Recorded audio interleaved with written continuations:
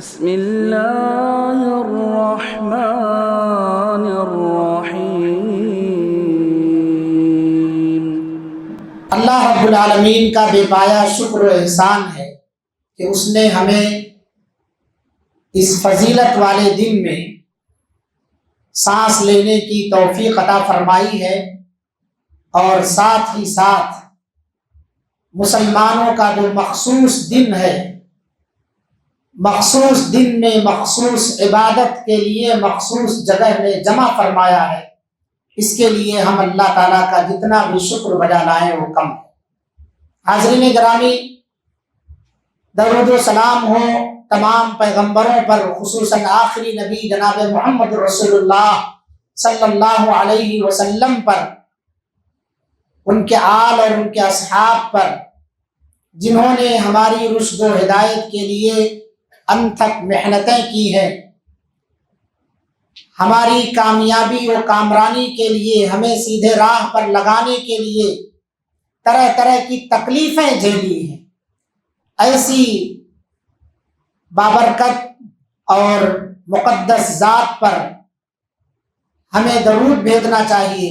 اللہم صلی علی محمد وعلی آل محمد وبارک علی محمد وعلی آل محمد کما بارکت علی ابراہیم وعلی آل ابراہیم انک حمید مجید۔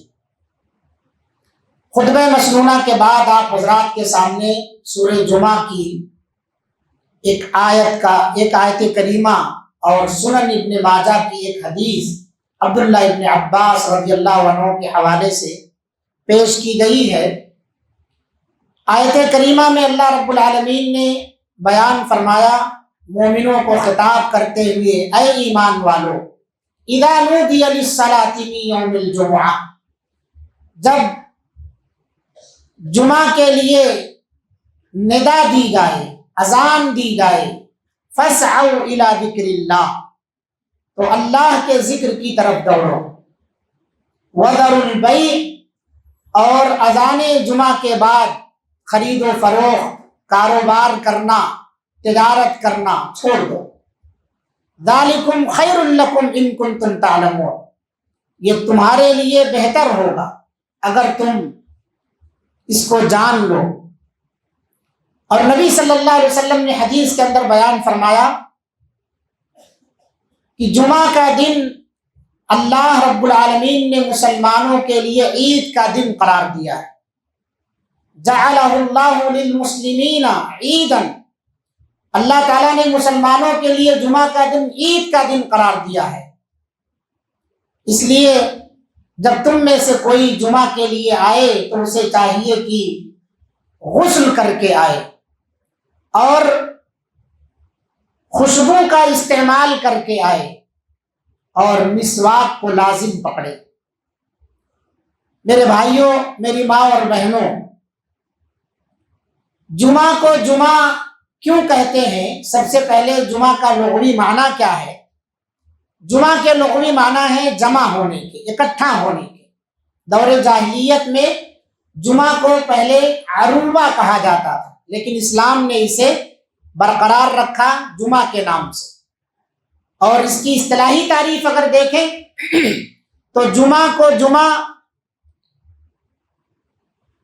مسلمانوں کا مخصوص دن اور مخصوص وقت میں مخصوص عبادت کے لیے ایک جگہ جمع ہونے کو جمعہ کہا جاتا ہے۔ اور اس لیے جمعہ کہتے ہیں اسے کیونکہ اللہ رب العالمین ہر چیز کی تخلیق سے اسی دن فارغ ہوا ہے، اور اللہ رب العالمین نے جب تمام چیزوں کی تخلیق فرمائی تو ساری چیزیں جب جمعہ کے دن اکٹھا ہوئی، اس اکٹھا ہونے کی وجہ سے جمعہ کے دن کو جمعہ کہا جاتا ہے۔ اس کی اہمیت قرآن و حدیث کے اندر بہت زیادہ ہے جمعہ کے دن کی، لہٰذا ہمیں چاہیے کہ اس کی اہمیت کا خیال رکھتے ہوئے، اس کی فضیلت کا خیال رکھتے ہوئے ہم اس دن کو نارمل دنوں کی طرح سے نہ سمجھیں۔ یہ ہمارے لیے بہت ہی بڑا دن ہے۔ ایک حدیث میں اللہ کے رسول صلی اللہ علیہ وسلم نے بیان فرمایا، ان یوم الجمعۃ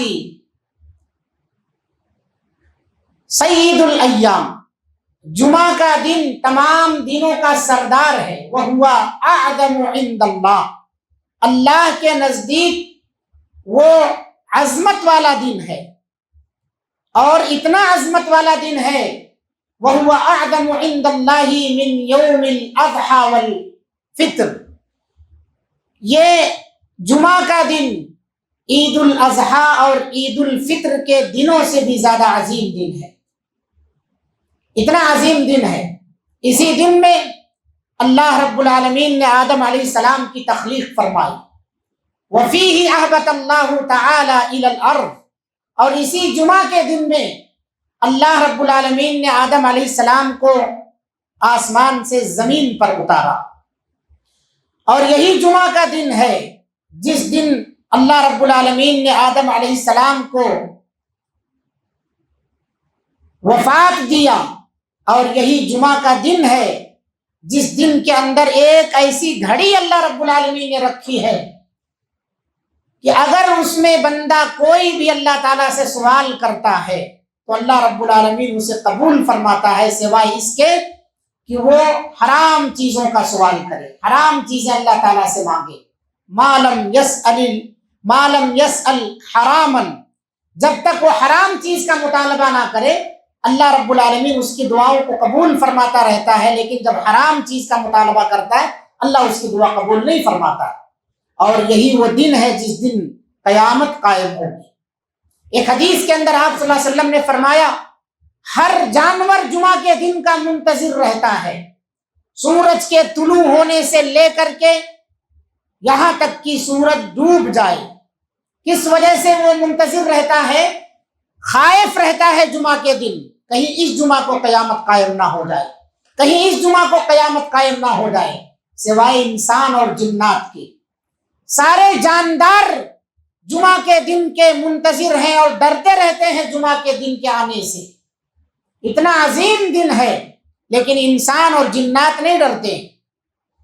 انسان اور جنات کو چھوڑ کر کے پوری مخلوق ڈرتی رہتی ہے۔ وما من دابۃ، جو بھی اس روئے زمین پر چرنے والے، اڑنے والے، رینگنے والے، چلنے والے، ہواؤں میں تیرنے، پرندے اڑنے والے، سمندروں میں تیرنے والے، ہر طرح کی مخلوق جمعہ کے دن کی منتظر رہتی ہے۔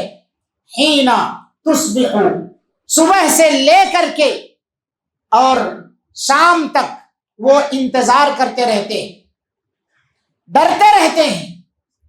وما من ملک مقرب، حدیث میں اللہ کے رسول صلی اللہ علیہ وسلم نے آگے بیان فرمایا، ہر فرشتہ اور آسمان، زمین، ہوا، پہاڑ اور سمندر، یہاں تک کہ پوری مخلوق اللہ رب العالمین کی ڈرتی رہتی کہ کہیں قیامت نہ قائم ہو جائے۔ یہ عظیم دن ہے جس کے اندر سور پھونکا جائے گا، یہ وہ عظیم دن ہے جس کے اندر اللہ رب العالمین نفخہ اور صعقہ، ان تمام چیزوں کو اسی دن انجام پذیر ہونے دے گا۔ تو یہ جمعہ کا دن بڑی فضیلت والا دن، تمام دنوں کا سردار ہے جمعہ کا دن۔ آپ صلی اللہ علیہ وسلم نے ایک حدیث کے اندر بیان فرمایا، وَهُوَ أَنَّ يَوْمَ الْجُمْعَةِ سَيِّدُ الْأَيَّامِ، جمعہ کا دن یہ تمام دنوں کا سردار ہے، تمام دنوں میں عظیم دن ہے، اس لیے اس کا ہمیں لحاظ کرنا چاہیے۔ آپ صلی اللہ علیہ وسلم نے اسی لیے اس کے احکام اور آداب بیان فرمائے۔ لہٰذا ہر مسلمان کو چاہیے کہ جمعہ کے دن کا احترام کرے اور اس کے جو احکام اور آداب ہیں اس کا خیال رکھتے ہوئے جمعہ کے دن سانس لے اور جمعہ کی تیاری کرے۔ نبی کریم صلی اللہ علیہ وسلم نے جمعہ کی نماز کو، یہ دن جو فضیلت والا ہے اس کے اندر جو سب سے اہم کام ہے جسے ہمیں انجام دینا ہے وہ جمعہ کی نماز ہے، جو 2 رکعت ہے، اور اس سے پہلے خطبہ سننا ہے جو مشروع ہے، اور بعض اہل علم نے خطبے کو واجب قرار دیا ہے، اور کچھ اہل علم نے خطبہ جمعہ کو نماز کی درستگی کے لیے شرط قرار دیا ہے کہ آپ کے نماز، جمعہ کی نماز اسی وقت درست ہوگی جب آپ خاموشی کے ساتھ خطبہ سنیں گے، ورنہ آپ کی نماز درست نہیں ہوگی۔ اس لیے ہمیں جب ہم مسجد کے اندر آئیں تو کچھ چیزوں کا خیال کرتے ہوئے آئیں۔ جمعہ کی نماز میں بہت سارے لوگوں کو دیکھا جاتا ہے کہ غفلت برتتے ہیں، سستی برتتے ہیں، جمعہ کی نماز چھوڑ دیتے ہیں۔ اللہ کے رسول صلی اللہ علیہ وسلم نے بیان فرمایا من ترک ثلاث جمع تہاؤنا بها تبع اللہ علی قلبہ۔ سنن ابو داؤد کی روایت ہے کہ جس آدمی نے 3 جمعہ سستی اور غفلت برتتے ہوئے چھوڑ دیا ہے بغیر کسی شرعی عذر کے، اللہ تعالیٰ اس کے دل پر مہر لگا دیتا ہے۔ تبع اللہ علی قلوبہ۔ اور ایک حدیث میں آپ صلی اللہ علیہ وسلم نے وارننگ دی ہے لَيَنْتَهِيَنَّ أَقْوَامٌ عَنْ وَدْعِهِمُ الْجُمُعَاتِ، لوگوں کو جمعہ کی نماز چھوڑنے سے باز آ جانا چاہیے۔ أَوْ لَيَخْتِمَنَّ اللَّهُ عَلَى قُلُوبِهِمْ، ورنہ اللہ رب العالمین ان کے دلوں کو سیل کر دے گا، مہر لگا دے گا۔ ثُمَّ لَيَكُونَنَّ مِنَ الْغَافِلِينَ، پھر وہ غافلوں میں سے ہو جائیں گے۔ سنن ابن ماجہ میں یہ روایت اللہ کے رسول صلی اللہ علیہ وسلم کے امام ابن ماجہ نے ذکر کی ہے، جسے شیخ البانی رحمۃ اللہ علیہ نے صحیح قرار دیا ہے۔ تو جمعہ کی نماز جو لوگ بغیر کسی شرعی عذر کے چھوڑتے ہیں ان کے لیے سخت وعیدیں ہیں۔ اسی طرح سے جمعہ کی نماز سے جو لوگ پیچھے رہ جاتے ہیں، سستی کرتے ہیں، لیٹ سے آتے ہیں، ان کے بارے میں اللہ کے رسول صلی اللہ علیہ وسلم نے بیان فرمایا لقد ہممت ان آمر، میں نے ارادہ کیا ہے کہ کسی آدمی کو حکم دوں کہ وہ میری جگہ پر نماز پڑھائے، ثم احرق علی رجال، پھر میں ان لوگوں کو جلا دوں گھروں سمیت جو یتخلفون عن الجمعۃ، جو جمعہ سے پیچھے رہ جاتے۔ اللہ اکبر۔ آگ کا عذاب صرف اور صرف اللہ رب العالمین کے لیے زیبا، لیکن جو لوگ جمعہ کی نماز سے پیچھے رہ جاتے ہیں، مساجد کو پہلے نہ اذان سے پہلے نہیں پہنچتے ہیں، ان کے جلانے کا ارادہ کیا اللہ کے رسول صلی اللہ علیہ وسلم نے۔ اور اچانک ان کے گھروں کو پہنچوں میں، انہیں گھروں سمیت جلا دوں۔ کتنا بڑا گناہ ہے یہ کہ آدمی جمعہ کی نماز چھوڑ دے، آدمی جمعہ کی نماز سے پیچھے رہ جائے۔ آپ صلی اللہ علیہ وسلم جہاں رحمت للعالمین ہیں، وہاں جمعہ کی نماز میں سستی کرنے والوں کو جلانے کا آپ نے ارادہ کیا ہے۔ ایک طرف آپ صلی اللہ علیہ وسلم جانوروں پر، انسانوں پر، ہر ایک پر رحم کرنے والے، اپنے دشمنوں کو معاف کرنے والے، مگر دوسری طرف جمعہ کی نماز میں سستی کاہلی کرنے والوں کو آپ نے جلانے کا ارادہ کیا۔ اسی سے ہم سمجھ سکتے ہیں جمعہ کی نماز کی اہمیت کیا ہے، جمعہ کی نماز کی عظمت کیا ہے، جمعہ کی نماز چھوڑنے کے لیے سخت وعیدیں کیا کیا ہیں۔ ہم تمام کو چاہیے کہ ہم نمازوں میں سستی نہ کریں، بالخصوص جمعہ کی نماز۔ 5 وقتہ نمازوں سے بھی ہم سستی نہ کریں، وہاں بھی جلانے کا ارادہ کیا اللہ کے رسول صلی اللہ علیہ وسلم نے۔ جو لوگ گھروں میں نماز پڑھتے ہیں، نماز کے لیے مسجد نہیں آتے ہیں، باجماعت نماز ادا نہیں کرتے ہیں، انہیں بھی آپ صلی اللہ علیہ وسلم نے جلانے کا ارادہ کیا۔ اور یہاں جمعہ کی نماز کے لیے بھی آپ صلی اللہ علیہ وسلم نے ان لوگوں کے جلانے کا ارادہ کیا ہے جو لوگ گھروں سے باہر، گھروں میں لیٹ سے آخری میں آتے ہیں۔ یہاں جماعت کا وقت 1:20 پر ہے، 5 منٹ، 3 منٹ، 4 منٹ پہلے پہنچیں گے، یا امام صاحب سلام پھیریں گے تب ہم پہنچیں گے۔ میرے بھائیوں، یہ سستی، یہ غفلت ہمیں سخت عذاب کی طرف لے کے جائے گی۔ اللہ کے رسول صلی اللہ علیہ وسلم نے کس قدر خطرناک ارادہ فرمایا۔ آپ رحمت للعالمین ہیں، جس امت کے لیے آپ صلی اللہ علیہ وسلم اتنی لمبی لمبی عبادتیں کرتے ہیں کہ آپ کے پاؤں میں ورم آ جائے، آپ صلی اللہ علیہ وسلم کے پیر پھٹ جائیں اور مائی عائشہ کہیں کیوں اتنی محنت مشقت کر رہے ہیں، کیا اللہ تعالیٰ نے آپ کے گناہ معاف نہیں فرما دیے ہیں؟ آپ صلی اللہ علیہ وسلم کہہ پڑے کہ افلا اکون عبدا شکورا، کیا میں اللہ کا شکر نہ بجا لاؤں اس نعمت پر کہ اللہ نے میرے گناہ، میری غلطیاں اگلی پچھلی سب معاف فرما دی۔ آپ ایک طرف یہ کہہ رہے ہیں، اسی امت کے لیے، اسی کی مغفرت اور بخشش کے لیے آپ صلی اللہ علیہ وسلم لمبے لمبے سجدے کر رہے ہیں، اس قدر لمبا سجدہ کہ صحابہ کہہ رہے ہیں کہ آپ سر ہی نہ اٹھائیں گے، ایسے لگ رہا آپ صلی اللہ علیہ وسلم وفات پا گئے۔ لیکن یہاں وہی امت کے وہ افراد جو جمعہ کی نماز میں پیچھے رہ جائیں، سستی کریں، غفلت برتیں، انہیں آپ صلی اللہ علیہ وسلم جلانے کا ارادہ کر رہے ہیں۔ آپ سوچ سکتے ہیں کس قدر خطرناک جرم ہے جمعہ کی نماز میں سستی کرنا۔ آج مسلمانوں کی حالت اسی قدر کچھ ہوتی جا رہی ہے۔ خطیب سے پہلے مصلیوں کو پہنچنا چاہیے، لیکن بہت ساری مساجد کے اندر خطیب 15 منٹ 20 منٹ خطبے میں انتظار کرتا ہے، خطبہ دیتا رہتا ہے، جو اہم باتیں ہوتی ہیں اس کو آخری میں کہنے کے لیے روک کر رکھتا ہے۔ مصلی حضرات کا انتظار خطیب کرے، یہ اللہ کے رسول صلی اللہ علیہ وسلم کے صحابہ کا عمل نہیں رہا ہے۔ صحابہ کرام نبی کریم صلی اللہ علیہ وسلم کے پہنچنے سے پہلے، اذان امام کے منبر پر بیٹھنے سے پہلے صحابہ کرام مسجد کے اندر موجود ہوا کرتے تھے۔ اسی لیے ہمیں حکم دیا گیا ہے کہ جمعہ کی نماز ہر مسلمان پر واجب، جمعہ کی نماز ہر مسلمان پر واجب ہے سوائے 4 لوگوں۔ کون ہیں وہ 4 لوگ؟ آپ صلی اللہ علیہ وسلم نے فرمایا عبد مملوک، غلام، نوکر، اور دوسرا ہے او امرأۃ، عورت پر جمعہ کی نماز فرض نہیں ہے، مسافر پر جمعہ کی نماز فرض نہیں ہے، مریض پر جمعہ کی نماز فرض نہیں ہے، اور بچوں پر بھی جمعہ کی نماز فرض نہیں ہے۔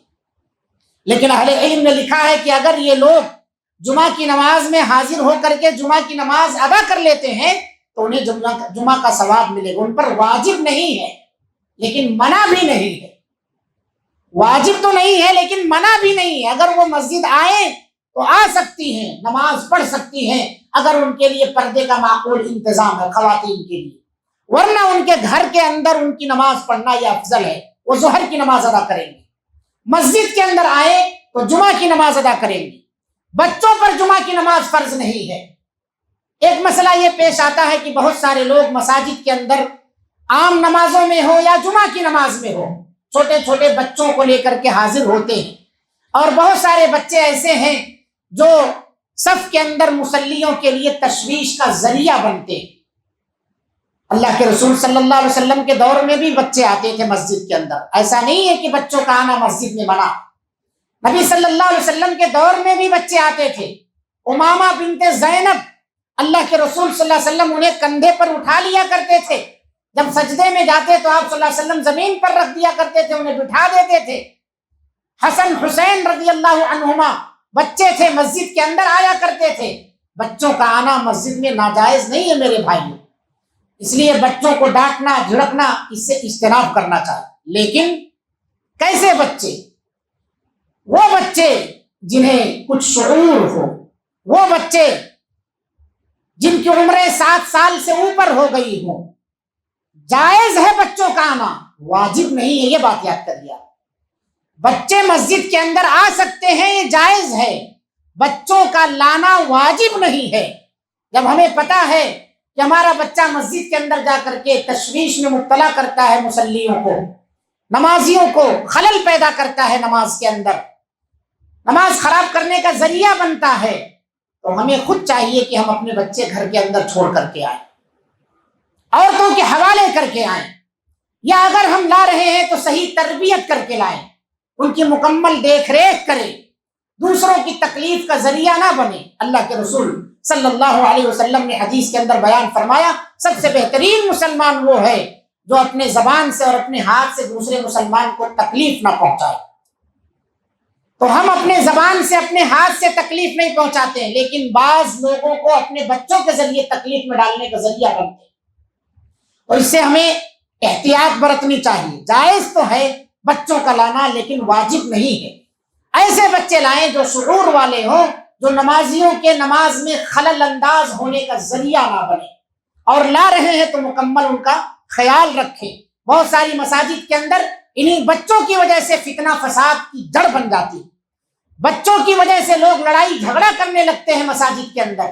تو جہاں فتنے کا ذریعہ ہمارے بچے بن رہے ہوں تو ہمیں چاہیے کہ ان بچوں کی وجہ سے لڑائی نہ کریں، اپنی اخوت اور بھائی چارگی کو ختم نہ کریں، یہ فتنے کا ذریعہ نہ بنائیں۔ قرآن مجید کے اندر ویسے اولاد کو فتنہ کہا گیا، انہی فتنوں میں سے ایک فتنہ یہ بھی ہے، انما اموالکم واولادکم فتنہ، تمہارا مال تمہاری اولاد فتنہ ہے، یہ بھی ایک فتنے کا ذریعہ بن جاتے ہیں بسا اوقات۔ لہذا آپس میں مل جل کر رہنے کی کوشش کرنی چاہیے، بچوں کے ذریعے سے اپنا تعلق اور اپنی یاری دوستی خراب کرنے کا ذریعہ نہ بنائیں۔ یہ بچے بے شعور ہیں، انہیں شعور اور تمیز نہیں ہے، تو ہم ان کے ذریعے سے اپنے آپ کو بے شعوری والی صفت میں داخل نہ کریں۔ تو بچے مسجد کے اندر آ سکتے ہیں لیکن ان کا آنا جائز ہے، واجب نہیں ہے، یہ بات یاد کر لیجیے۔ 10 سال کی عمر کے جب بچے ہو جائیں، نماز نہ پڑھیں، تو اللہ کے رسول صلی اللہ علیہ وسلم نے کہا ہے کہ انہیں مار کر نماز پڑھاؤ۔ 10 سال کی عمر کی جب ہو جائے تب تک بچے شعور والے ہو جاتے ہیں۔ ہمیں چاہیے کہ اپنے بچوں کی صحیح تربیت کریں، انہیں مسجد کے احکام، آداب، نماز کی اہمیت، جمعہ کے دن کی اہمیت، جمعہ کے نماز کی اہمیت، خطبے کی اہمیت، یہ ساری چیزیں انہیں بیان کریں، بتائیں ہم کہ جمعہ میں بات نہیں کی جاتی، پہلے سے ہی انہیں تربیت کرتے ہوئے راستے بھر لے کر کے آئیں۔ ایک دو بار اگر شکایت آتی ہے تو انہیں سمجھائیں، آپس میں لڑنے کا ذریعہ نہ بنائیں بچوں کو۔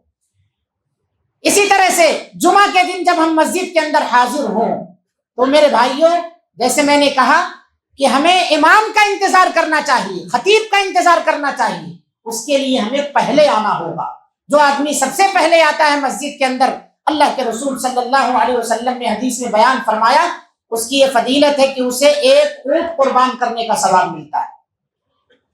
اس کے بعد جو آتا ہے دوسرے مرحلے میں تو اللہ رب العالمین اسے ایک گائے قربان کرنے کا ثواب عطا فرماتا ہے۔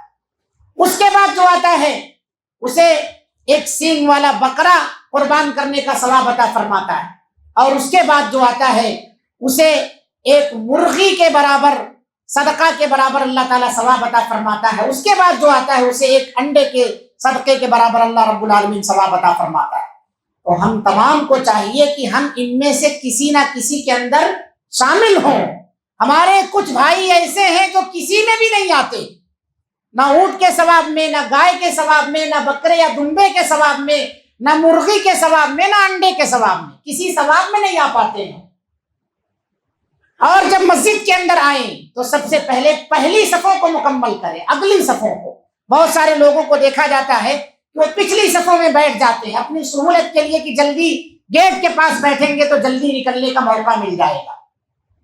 اگلی صفوں کی فضیلت ہے، پہلی صفوں کے اندر آپ آ کر کے بیٹھیں تاکہ بعد میں آنے والوں کو کوئی تکلیف نہ ہو۔ بہت سارے لوگ مسجد کے اندر جب آتے ہیں تو دیکھتے ہیں سامنے جگہیں خالی ہے تو گردنیں پھلانگتے ہوئے اگلی صفوں میں آتے ہیں۔ اللہ کے رسول صلی اللہ علیہ وسلم نے اس سے منع فرمایا۔ میرے بھائیوں، ہم اسے معمولی نہ سمجھیں، یہ جمعہ کا دن، اس کے بیٹھنے کے بھی آداب بتائے گئے ہیں، اس کے خطبے کو سننے کے بھی آداب بتائے گئے ہیں، اس کی نماز کا الگ مسئلہ بیان کیا گیا شریعت کے اندر، اور ہم نے اسے صرف ایک رسمی چیز سمجھ لیا ہے، اسی لیے رہ گئی رسم اذاں، روح بلالی نہ رہی۔ ہم جمعہ پڑھتے تو ہیں لیکن اس جمعہ کا ہمارا کوئی اثر ہی نہیں ہوتا ہے۔ جمعہ کا خطبہ ایک پیغام ہوتا ہے، ایک تربیتی نصیحتی پیغام ہوتا ہے۔ ہم اپنی اصلاح کریں اور پھر اگلے ہفتے آئیں تو اس میں دیکھیں کیا سدھار ہوا ہمارے اندر، پھر نیا سبق لے کر کے جائیں، اس کی اصلاح کریں۔ صحابہ کرام ایسا کوئی بیٹھ کے مدرسوں میں داخلہ لے کر کے نہیں سیکھے تھے، یہی جمعہ کی محفلیں تھی، یا جب جب موقع ملتا اللہ کے رسول صلی اللہ علیہ وسلم منبر پر کھڑے ہو جاتے اور نصیحت فرمایا کرتے تھے۔ باقاعدہ طور پر چند لوگ تھے جو صفہ چبوترے پر بیٹھ کر کے علم حاصل کر رہے تھے، ورنہ سارے صحابہ ایسے نہیں تھے کہ سب لوگوں کے پاس اتنا موقع تھا کہ وہ صفہ کے اندر داخل ہو کر کے علم دین حاصل کیے۔ یہی جمعہ کا پیغام رہتا تھا۔ آپ صلی اللہ علیہ وسلم ہر جمعہ کو صحابہ کرام کو قیمتی پیغام دیا کرتے تھے۔ تو اس منبر سے جو چیز آپ کو ملے اپنی اصلاح کا ذریعہ بنائیے اسے، اپنی کوتاہیوں کو دور کرنے کا ذریعہ بنائیے اسے، اپنے سماج کو سدھارنے کا ذریعہ بنائیے، اپنے گھروں کی اصلاح کا ذریعہ بنائیے۔ جو آدمی مسجد کے اندر آئے وہ پہلے اگلی صفوں کو مکمل کرے، اس کے بعد پچھلی صفوں کو۔ جمعہ کی اذان سے پہلے کچھ لوگ موجود رہے، بھائی آگے چلیے اگلی صفوں کو مکمل کریں، تو آپ بھی نرمی کا مظاہرہ کرائیے۔ آپ کو اگر کوئی کہہ رہا ہے، کوئی ذمہ دار یا کوئی بھی آدمی، تو آپ نرمی کا مظاہرہ کیجیے کہ جہاں آپ کو بھیج رہا ہے وہاں چلے جائیے آپ۔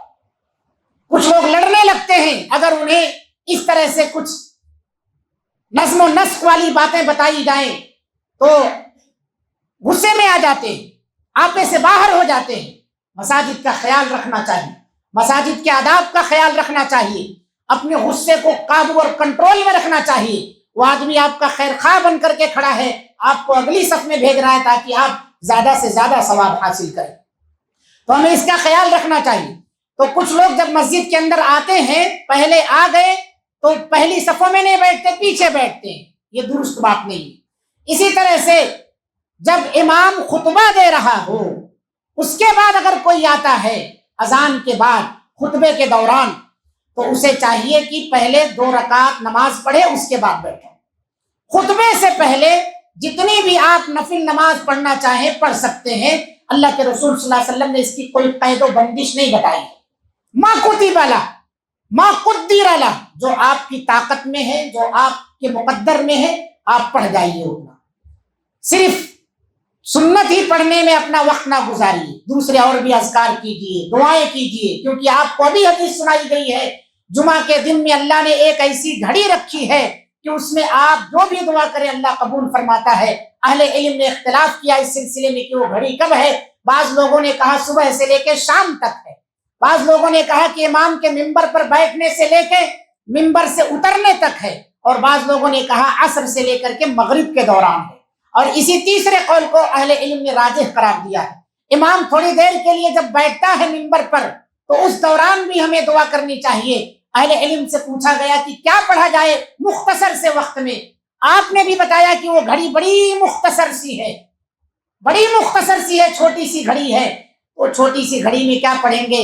جب امام بیٹھتا ہے تو آپ استغفر اللہ پڑھیے، اللہ مجھے بخش دے، اللہ مجھے بخش دے، اللہ مجھے بخش دے، جتنی مرتبہ بھی آپ کو توفیق ملے۔ اس میں ٹائم مت دیکھیے کتنا ہے، موبائل میں بہت سارے لوگ بزی ہو جاتے ہیں، میسج کسی کا آیا یہ دیکھنا شروع کر دیتے ہیں۔ نہیں میرے بھائیوں، اپنی اصلاح کریں، جمعہ کے دن کو معمولی نہ سمجھیں، خطبے جمعہ خاموشی سے سنیں۔ تو جب کوئی مسجد کے اندر امام کے ممبر پر بیٹھنے کے بعد آئے تو اسے 2 رکعت پڑھ کے بیٹھنا چاہیے۔ اللہ کے رسول صلی اللہ علیہ وسلم خطبہ دے رہے تھے، سلیق غطفانی نامی ایک صحابی ہے، وہ خطبے کے دوران مسجد کے اندر آئے اور بیٹھ گئے، انہوں نے 2 رکعت ادا نہیں کی۔ نبی صلی اللہ علیہ وسلم نے کہا یا سلیق، اے سلیق کھڑے ہو جاؤ، 2 رکعت نماز پڑھو۔ اور خطبے کے دوران اگر آپ نماز پڑھ رہے 2 رکعت تو آپ صلی اللہ علیہ وسلم نے اس کا طریقہ بتایا کہ ہلکی پھلکی 2 رکعت پڑھو، ہلکی پھلکی، لمبی قرأت نہ کرنے لگو جو صورتیں یاد ہے کھڑے ہو گئے بیچ میں، آپ ہلکی پھلکی 2 رکعت نماز پڑھ کے اس کے بعد بیٹھ جاؤ۔ پھر آپ صلی اللہ علیہ وسلم نے فرمایا کہ جب امام منبر پر بیٹھ جائے اور تم میں سے کوئی مسجد کے اندر آئے فَلْيَرْكَعْ رَكْعَتَيْنِ، اسے چاہیے کہ 2 رکعت نماز پڑھے اور وہ نمازیں ہلکی پھلکی ادا فرمائے۔ تو ہمیں 2 رکعت نماز پڑھنی جب خطبے کے دوران ہم آ رہے ہیں، اس سے پہلے اگر ہم آئیں گے تو وہ سب ثواب ملیں گے ہمیں، اذان سے پہلے اگر ہم مسجد کے اندر داخل ہوتے ہیں۔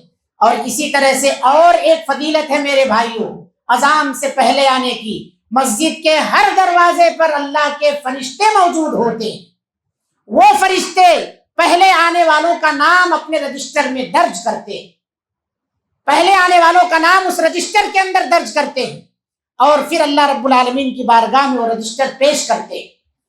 آپ اور وہ لوگ خوش نصیب ہیں جو اذان سے پہلے آنے کی مسجد کے اندر عادت ڈالتے ہیں اور اپنا نام فرشتوں کے رجسٹر میں درج کرواتے ہیں۔ اگر سوال پوچھا جائے کہ کیا آپ کو یہ پسند ہے کہ آپ کا نام فرشتوں کے رجسٹر میں درج ہو، کسی کا ہاتھ نیچے نہیں رہے گا، ہر کوئی کہے گا کہ ہاں مجھے یہ پسند ہے کہ میرا نام فرشتوں کے رجسٹر میں درج ہو۔ لیکن اس کے لیے کیا کوشش کرنی ہے؟ اذان سے پہلے آئیے، اس میں ہم آگے نہیں بڑھیں گے کیونکہ بڑی لگتی ہے اس میں محنت زیادہ، اس میں بہت زیادہ محنت لگتی ہے، عمل کرنے کی باری جب آتی ہے تو ہم پیچھے رہ جاتے ہیں۔ یہی وجہ ہے کہ ہماری مسجدیں اذان سے پہلے خالی ہوا کرتی، اذان کے بعد اقامت کے قریب مسجدیں بھرا کرتی، اور یہی وجہ ہے کہ لوگ گردنوں کے پھلانگنے کی عادت ڈالے ہوئے۔ یاد رکھیں وہ لوگ جو گردن پھلانگ کر کے اگلی صفوں میں پہنچنے کی کوشش کرتے ہیں، آپ صلی اللہ علیہ وسلم نے فرمایا من لغا وتخطى رقاب الناس، جو آدمی لغو اور بیہودہ حرکت کرتا ہے خطبے کے دوران، کسی سے بات کر لیا یا اسی طرح سے داخل ہوا کسی سے سلام کر لیا، سلام کرنا بھی ایسے وقت میں مصافحہ کرنا اپنے جان پہچان والوں سے، خواتین میں بیماری عام ہے، خالہ وہاں بیٹھی ہوئی ہے چل کر کے وہاں جاتی ہے سلام کرنے کے لیے، مامی وہاں بیٹھی ان سے کیفیت پوچھنے کے لیے پہلی صف میں آتی ہے بچی، गर्दन फलांगते हुए खैरियत पूछने के लिए दोस्त यार बिजनेस पार्टनर कहीं नजर आ गया तो वहीं से इशारा देते हैं, खैरियत पूछते हैं, उसके बाद 2 रकात पढ़ते हैं। ये सब चीजें नाजायज हैं, शरीयत के खिलाफ है, अल्लाह के रसूल सल्लल्लाहु अलैहि वसल्लम की सुन्नत के खिलाफ है कि आप मस्जिद के अंदर आए तो किसी की खैरियत पूछे जब इमाम खुतबा दे रहा हो, और जाकर के मुसाफा करें, सलाम करिए आप, बस काफी है, सलाम करके आप दाखिल हुए काफी है, लेकिन जा करके उन तक पहुंच करके मुसाफा करना, खैरियत मिलना, या इसी तरह से बहुत सारे लोग ऐसे हैं जो अपनी जगहें मुकर्रर करवाते हैं बाकायदा तौर पर, वहां पहले आखिरी सबसे पूछते हैं कि कहाँ हो, फोन करते हैं, पहली सबसे हाथ हिलता है कि मैं यहाँ हूँ, आपकी जगह मैंने यहाँ पकड़ के रखी है। तो ये जगहें महजूज करना ये जायज नहीं। मस्जिद में जो पहले आए वो उसकी जगह, जो पहले आए वो उसकी जगह। आप ये ना कहिए कि मैं इमाम साहब के पीछे ही नमाज पढ़ता हूं, नहीं, जो पहले आ गया वो उसकी जगह। तो जगह पकड़ने की बीमारी खत्म कीजिए। गर्दन जो आदमी फलांगता है उसके बारे में अल्लाह के रसूल सल्लल्लाहु अलैहि वसल्लम ने कहा कानत लहू ज़ुहरन, वो जुमा की नमाज तो पढ़ रहा है लेकिन उसे ज़ोहर का सवाब मिलेगा। जुमा की नमाज तो पढ़ रहा है लेकिन उसे ज़ोहर का सवाब मिलेगा। इतनी मेहनत करके क्या फायदा? क्यों ज़ोहर का सवाब मिल रहा है? ये जो गर्दन फलांग करके आप आए, लोगों को लात मारते हैं जो आगे पहुंचने की कोशिश कर रहे हैं। अगर आपको पहले आना है, पहली सफ में पहुंचना है, तो आप अजान से पहले आइए। एक आदमी, अल्लाह के रसूल सल्लल्लाहु अलैहि वसल्लम खुतबा दे रहे हैं, एक आदमी इसी तरह की हरकत करते हुए आगे बढ़ रहा था। आप सल्लल्लाहु अलैहि वसल्लम ने दौराने खुतबा उसे रोक दिया। आपने कहा वहीं रुक जाओ, फकद आगईता व आनईता, अभी आए हो और लोगों को तकलीफ दे करके आगे पहुंचना चाहते हो, आखिर में आए हो, पहली सफ में पहुंचना चाहते हो, ये परेशानी का जरिया बन रहे हो तुम। अभी मैंने हदीस पढ़ी कि तमाम मुसलमानों में सबसे अफजल और बेहतर मुसलमान वो है जो अपने हाथ से, अपने जबान से दूसरे मुसलमानों को महफूज रखे, जिसके हाथ और जबान से दूसरे मुसलमान महफूज हो, आपकी हरकत और सकनात से दूसरे मुसलमान महफूज हो। खुतबा जब आप सुने तो खामोशी के साथ खुतबा सुने। हमारे यहाँ खुतबा को एक, मैंने कहा जैसे रस्मी चीज समझ लिया गया है। खुतबे के दौरान गुफ्तगू करना, बातचीत करना या इसी तरह मैसेज का जवाब देना, ये नॉर्मल बात हो गई है। नबी सल्लल्लाहु अलैहि वसल्लम ने बयान फरमाया, जब इमाम खुतबा दे रहा हो और आप ऐसे वक्त में अपने साथी को कह दिए उसकुत, स्टॉप, खामोश हो जाओ, इदा कुल्ता लिसाहिबिका अनसित फकद लगौता, तो तूने लग़व काम किया। और लग़व की तारीफ शेख सालेह अल फौजान रहमतुल्लाह अलैह ने, हफिज़हुल्लाह ने किया है। लग़व के माने गुनाह का काम। लग़व किसको कहते हैं? जिसका ना दुनिया में कोई फायदा हो ना आखिरत में कोई फायदा हो। आपने नेकी समझ के उसको मना किया है कि मैं चुप करा दूं उसे, आपने लग़व काम किया है। अब आप गौर कीजिए कि दौरान खुतबा कोई भी नेकी और भलाई का हुक्म देने से जब मना है तो गुफ्तगू और कोई और रहनुमाई करना बदर्जे औला मना है। दौरान खुतबा आप किसी को सिर्फ इतना कह दें कि खामोश हो जाओ, कोई बच्चा है और इसी तरह से कोई बड़े आपस में बात कर रहे हैं, 2 दोस्त आपस में मिलकर बात कर रहे हैं, आप उनसे कह दिए कि खामोश हो जाओ, तो आपने लग़व काम किया है। आप भलाई का हुक्म दे रहे थे मगर आप अपनी नेकी बर्बाद कर गए। आप ये बेहुदा काम करने की वजह से जुमा का सवाब जाये कर दिए। आपको ज़ोहर का सवाब मिलेगा, ज़ोहर का सवाब मिलेगा। इसलिए मस्जिद के अंदर जब आए, इमाम खुतबा दे रहा हो, 2 रकात पढ़े, खामोशी के साथ बैठ जाए, किसी से कोई गुफ्तगू नहीं, कोई खैरियत नहीं पूछना है, कौन कहाँ बैठा है कुछ नहीं पूछना है, ना इधर उधर देखना है। इमाम को देखिए आप और खुतबा बैठ करके सुनिए, खामोश होकर के सुनिए, तब बातें आपको समझ में आएंगी। हमने इसको एक रस्म बना लिया है, हफ्ते में एक दिन चलो आठिया काठिया साठिया वाली कहानी हो जाती। कुछ लोग नमाज 8 दिन की पढ़ते हैं और कुछ लोग जो है नमाज 360 दिन की पढ़ते हैं और कुछ लोग नमाज खाट की पढ़ते हैं। तो हम इसको एक इसी तरह की चीज समझ करके नमाज पढ़ने के लिए आते हैं, बस लोग हमें मुसलमान कहें, लोग हमें मुसलमान कहें, कहीं ऐसा ना हो कि काफिरों के जुमरे में शामिल कर दे कि जुमा भी नहीं पढ़ता है। और इसी वजह से ना हम खुतबा गौर से सुनते हैं और ना उसके पैगाम को हासिल कर पाते। मेरे भाइयों, جمعہ کی نماز کے لیے کوئی شخص اگر جمعہ کی نماز میں حاضر ہو رہا ہے تو اسے جمعہ کیسے ملے گا؟ یہ میں نے بتایا کہ جو جمعہ کا خطبہ ہے یہ خطبہ سننا نماز کے لیے بعض علماء نے کہا یہ اس کی صحت کے لیے شرط ہے، اس لیے خطبے میں کوشش کریں آنے کی آپ۔ اور اگر آپ جمعہ کی نماز کھڑی ہو گئی ہے، اقامت ہو گئی ہے، پہلی رکعت آپ کو مل گئی ہے تو آپ جمعہ کی جب دہرائیں گے نماز تو ایک رکعت دہرائیں گے۔ پہلی رکعت آپ کی چھوٹ گئی، دوسری رکعت میں آپ آئے تو ایک رکعت دہرائیں گے۔ اور اگر آپ امام کو رکوع کے بعد دوسری رکعت کے رکوع کے بعد پائے ہیں تو پھر آپ 2 رکعت نہیں دہرائیں گے، فَلْيُصَلِّ أَرْبَعًا 4 رکعت ظہر کی نماز پڑھیں گے۔ یعنی امام کے ساتھ اگر دوسری رکعت میں رکوع تک آپ مل گئے ہیں تو آپ کو جمعہ کی نماز مل گئی، اور اگر آپ دوسری رکعت کے رکوع کے بعد آ رہے ہیں، تشہد میں مل رہے ہیں، سجدے میں مل رہے ہیں تو آپ 4 رکعت دہرائیں۔ اسی طرح سے بہت سارے لوگوں کو دیکھا جاتا ہے جمعہ کی نماز جب ختم ہو جاتی ہے تو احتیاطی طور پر وہ ظہر کی نماز 4 رکعت پڑھتے ہیں۔ یہ بھی اللہ کے رسول صلی اللہ علیہ وسلم کی سنت کے خلاف، احتیاطی طور پر ظہر کی نماز جمعہ کے دن نہیں ہے۔ جمعہ کی نماز جو فرض ہے، واجب ہے، اس کے بدلے میں ظہر نہیں ہے۔ جس کی چھوٹ جائے اس کے لیے ظہر ہے، جس نے پڑھا اس کے لیے ظہر نہیں۔ اسی طرح سے بہت سارے لوگوں کو دیکھا جاتا ہے جمعہ کی نماز کے بعد کوفہ کی طرف، عراق کی طرف منہ کر کے دعائیں کرتے ہیں، صلاۃ و سلام اجتماعی طور پر ادھر منہ کر کے بھیجتے ہیں۔ اجتماعی صلاۃ و سلام جمعہ کے دن خاص طور سے یہ بدعت ہے۔ اسی طرح سے کوفہ یا عراق کی طرف منہ کر کے دعا کرنا یہ بھی اللہ کے رسول صلی اللہ علیہ وسلم سے ثابت نہیں۔ اور بھی بہت ساری بدعات ہیں۔ بس کہنے کا مقصد یہ ہے کہ جمعہ کے دن کی خاص اہمیت اور فضیلت ہے۔ ہم تمام کو چاہیے کہ اس اہمیت اور فضیلت کو حاصل کرنے کے لیے صبح سے ہی اس کی تیاری کریں، اور اس کے اندر بہت سارے اعمال ہیں جیسے سورہ کہف کی تلاوت کرنا، نبی صلی اللہ علیہ وسلم پر کثرت سے درود پڑھنا، اسی طرح سے دعا کے وقت کا خصوصیت سے خیال کرنا، اور کثرت سے توبہ و استغفار، ان ساری چیزوں کو انجام دینا۔ یہ ساری چیزیں جمعہ کے دن آپ کر سکتے ہیں۔ اللہ سے دعا ہے اللہ رب العالمین ہم سب کو کہنے سننے سے زیادہ عمل کی توفیق عطا فرمائے۔ رب العالمین ہمارے اندر جو بھی کوتاہیاں ہو رہی ہیں، جہاں بھی جس طرح کی بھی ہم جس کوتاہی میں اپنے آپ کو پاتے ہیں، اللہ تعالی ہمیں اصلاح کی توفیق عطا فرمائے۔ رب العالمین جمعہ کے دن جو خصوصیت ہے، اس کی جو اہمیت ہے، ہم سب کو اس کی فضیلت حاصل کرنے والا بنائے۔ رب العالمین جہاں جہاں مسلمان ہیں تمام مسلمانوں کی غیبی مدد فرما۔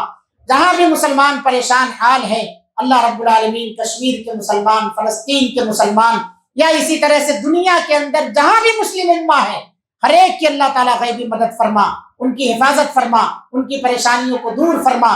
رب العالمین جو ہم میں سے مقروض ہیں ان کے قرضوں کی ادائیگی کے لیے ذریعہ بنا۔ جو بے روزگار ہیں اللہ رب العالمین انہیں حلال ذریعہ معاش عطا فرما۔ جنہیں تو نے برسر روزگار کیا اللہ رب العالمین ان کی کمائیوں میں خیر و برکت عطا فرما۔ جو بے اولاد ہیں اللہ رب العالمین انہیں صاحب اولاد بنا دے۔ رب العالمین جن کو تو نے اولاد سے نوازا ہے ان کی اولاد کو نیک اور صالح بنا دے۔ ہم میں سے جو وفات پا گئے ہیں ہمارے بھائی اعزاء اقربا، اللہ ان کی مغفرت فرما، ان کے قبروں کو اللہ رب العالمین نور سے منور کر دے، ان کے حساب و کتاب کو آسان فرما دے۔ رب العالمین انہیں جنت الفردوس میں داخلہ عطا فرما۔ ہمارے بیماروں کو شفائے عاجلہ کاملہ عطا فرما۔ ہر ایک کی پریشانیاں اللہ رب العالمین دور فرما۔ بہت سارے ہمارے بھائی بہنیں بے جوڑے ہیں، ماں باپ جوڑوں کے لیے رشتوں کے لیے پریشان ہیں، اللہ رب العالمین ان کے رشتوں کا صحیح اور نیک انتظام فرما۔ رب العالمین جو بھی ہماری مشکلات ہوں اس کو دور فرما، ہم سب کی دعاؤں کو قبول فرما۔ ربنا تقبل منا انك انت السميع العليم وتب علينا انك انت التواب الرحيم، واخر دعوانا ان الحمد لله رب العالمين۔